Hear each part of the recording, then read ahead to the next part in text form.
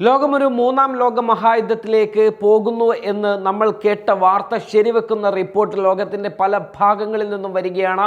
American president Joe Biden റഷ്യക്കെതിരെ American പാശ്ചാത്യ സഖ്യകക്ഷികളുടെ ആയുധങ്ങൾ ഉക്രൈന് ഉപയോഗിക്കുവാനുള്ള അനുമതിയിൽ ഒപ്പുവെച്ചു എന്ന സ്ഥിരീകരണത്തിലേക്ക് കാര്യങ്ങൾ എത്തുന്നു എന്നതാണ് ഏറ്റവും പുതിയ വാർത്ത. നിർണായകമായ രണ്ട് സ്റ്റേറ്റ്മെൻറ്റുകൾ ബൈഡനെതിരെ റിപ്പബ്ലിക്കൻ പാർട്ടിയിൽ നിന്നും വന്നിരിക്കുന്നു. ഒന്നാമത്തേത് പ്രസിഡന്റായി ചുമതലയേൽക്കാൻ പോകുന്ന ഡൊണാൾഡ് ട്രംപിൻ്റെ മകൻ ട്രംപ് ജൂനിയറിൻ്റേതാണെങ്കിൽ, രണ്ടാമത്തേത് അതേ പാർട്ടിയുടെ റിപ്പബ്ലിക്കൻ പാർട്ടിയുടെ പ്രതിനിധി മർജോറി ടെയ്ലർ ഗ്രീൻഡോയുമാണ് ആ പരാമർശങ്ങൾ നടത്തിയിരിക്കുന്നത്.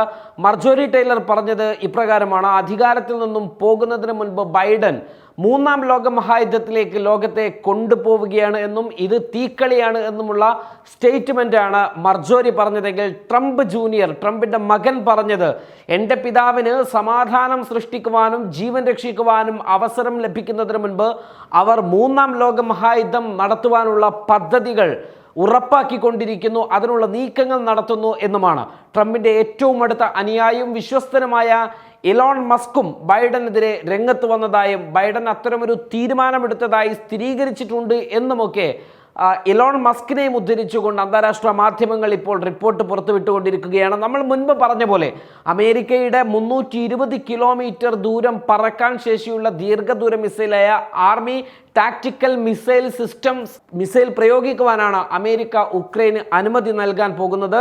അനുമതി നൽകി എന്നും പറയപ്പെടുന്നത്.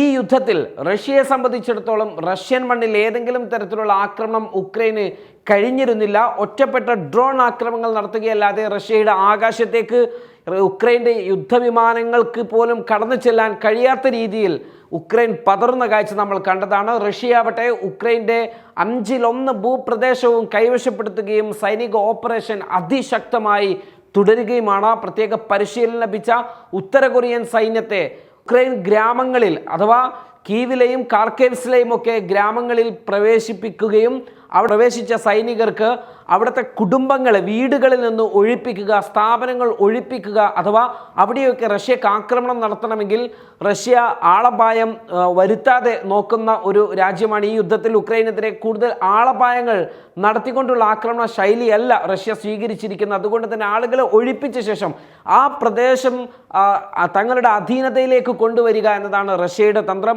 അതിനുവേണ്ടി പ്രയോഗിച്ചതാവട്ടെ ലോകത്തിലെ ഏറ്റവും ക്രൂരമായ സൈനിക വിഭാഗമായ ഉത്തര കൊറിയയുടെ കാലാൾപ്പടയാണ്. 10,000-ഓളം സൈനികരാണ് ഇത്തരത്തിൽ ഉക്രൈനിൽ സേവനമനുഷ്ഠിക്കുന്നതിന് വേണ്ടി വന്നിട്ടുള്ളത്. ആ ഒരു പദ്ധതിയാണ് റഷ്യ ഇവർക്ക് നൽകിക്കൊണ്ടിരിക്കുന്നത്. പ്രധാനമായും ഗ്രാമങ്ങൾ ഒഴിപ്പിക്കുകയാകും ഉത്തര കൊറിയയ്ക്കുള്ള ചുമതല. അത്തരത്തിലുള്ള മുന്നേറ്റങ്ങൾ റഷ്യ തുടരുന്നതിനിടെയാണ് ആയുധങ്ങൾ ഉപയോഗിക്കുവാനുള്ള അമേരിക്കൻ അനുമതി എന്ന ഏറെക്കുറെ സ്ഥിരീകരിക്കപ്പെട്ട വാർത്തകൾ പുറത്തു വരുന്നത്. ഇതിൽ ഇനിയും വ്യക്തത വരാനുണ്ട് എന്നത് മറ്റൊരു കാര്യം. തങ്ങളുടെ മണ്ണിൽ അമേരിക്കൻ ആയുധങ്ങൾ വീണാൽ ഏത് രാജ്യത്തിൻ്റെയാണോ ആ ആയുധം അവർക്കെതിരെ തങ്ങൾ യുദ്ധം പ്രഖ്യാപിക്കുമെന്നായിരുന്നു റഷ്യ നേരത്തെ പ്രഖ്യാപിച്ചത്. ആ പ്രഖ്യാപനത്തിൽ റഷ്യ ഉറച്ചു നിൽക്കുകയാണ്. അമേരിക്കക്കെതിരെ റഷ്യ ആയുധമെടുത്താൽ അത് മൂന്നാം ലോക മഹായുദ്ധമാകും സംഭവിക്കുക. റഷ്യ അനുമതി നൽകിയാൽ അമേരിക്ക അതിനുള്ള അനുമതി നൽകിയാൽ ഫ്രാൻസും ബ്രിട്ടനും ആ യുദ്ധത്തിൽ സഖ്യം ചേരും. യൂറോപ്യൻ യൂണിയനും രംഗത്തുണ്ടാകും. സിറിയയിലെ റഷ്യൻ സൈനിക താവളവും റഷ്യൻ അധീശത്വമുള്ള രാജ്യങ്ങളിലെ താവളങ്ങളും ആക്രമിക്കപ്പെടും. അതേസമയം തന്നെ റഷ്യക്ക് നേരിട്ട് യുദ്ധം ചെയ്യാൻ കഴിയുന്ന ഒരു ഭൂപ്രദേശമാണ് അമേരിക്കയുടെ കൈവശമുള്ള അഥവാ കാനഡ എന്ന രാജ്യത്തിന് അപ്പുറമുള്ള ഒരു അമേരിക്കയുടെ സ്റ്റേറ്റുകളിൽപ്പെട്ട ഒരു സ്റ്റേറ്റായിട്ട് നിൽക്കുന്ന, എന്നാൽ ഒരു കാനഡ എന്ന രാജ്യത്തിന് അപ്പുറത്ത് നിൽക്കുന്ന ഒരു സംവിധാനമാണ് അലാസ്ക എന്ന് പറയുന്നത്. ആ അലാസ്ക എന്ന് പറയുന്ന സംസ്ഥാനം റഷ്യയിൽ നിന്നും കേവലം 100-ൽ താഴെ മാത്രം കിലോമീറ്ററുകൾ മാത്രമുള്ള ഒരു ഭൂമിശാസ്ത്രപരമായി റഷ്യയോട് ചേർന്ന് നിൽക്കുന്ന പ്രദേശമാണ്. ഈ പ്രദേശം തങ്ങൾക്ക് തിരികെ വേണമെന്ന് റഷ്യ നേരത്തെ തന്നെ ആവശ്യപ്പെട്ടിരുന്നതാണ്. വർഷങ്ങൾക്ക് മുൻപ് റഷ്യയിൽ നിന്നും പണം കൊടുത്താണ് അമേരിക്ക ഈ ഭൂപ്രദേശം വാങ്ങിയിരിക്കുന്നത്. എന്നാൽ ആ കാലത്തെ ഭരണാധിപരെ ചതിച്ചാണ് അമേരിക്ക ഈ പ്രദേശം കൈപ്പറ്റിയത് എന്നാണ് റഷ്യയുടെ ഇപ്പോഴത്തെ നിലപാട്. റഷ്യ ഈ ആവശ്യം നേരത്തെ തന്നെ ഉന്നയിച്ചതാണ്. ഇപ്പോൾ ശക്തമാക്കി ഈ ആവശ്യത്തിന് മേൽ മുന്നേറിയാൽ അത് അമേരിക്കയുമായി നേരിട്ടുള്ള സംഘർഷമായി കണക്കാക്കപ്പെടും. അഥവാ ഒരുപക്ഷെ അമേരിക്കൻ ആയുധങ്ങൾ റഷ്യൻ മണ്ണിൽ പതിഞ്ഞാൽ റഷ്യയുടെ പ്രതികാരമുണ്ടാവുക അമേരിക്കയെ ആക്രമിച്ചുകൊണ്ടായിരിക്കും, അമേരിക്കൻ മണ്ണിലേക്കും നേരിട്ട് ആക്രമണം നടത്തിയായിരിക്കും. അഥവാ അലാസ്ക എന്ന് പറയുന്നത് അമേരിക്കയാണ്, ആ അലാസ്കയെ ആക്രമിച്ചുകൊണ്ടായിരിക്കും റഷ്യയുടെ ആക്രമണം ഉണ്ടാവുക. അങ്ങനെ വന്നാൽ നമ്മളെല്ലാം ഭയപ്പെടുന്ന, ഓർക്കാൻ ആഗ്രഹിക്കാത്ത ഒരു മൂന്നാം ലോക മഹായുദ്ധത്തിന് അവിടം തുടക്കം കുറിക്കപ്പെടുമെന്ന കാര്യം സംശയമില്ല. ഏതായിരുന്നാലും ലോക നേതാക്കളെല്ലാം തന്നെ ഇതുമായി ബന്ധപ്പെട്ട പ്രസ്താവനകൾ നടത്തുന്നു, സ്ഥിരീകരണങ്ങൾ നടത്തുന്നു, വിലയിരുത്തലുകൾ നടത്തുന്നു, വിമർശനങ്ങൾ നടത്തുന്നു.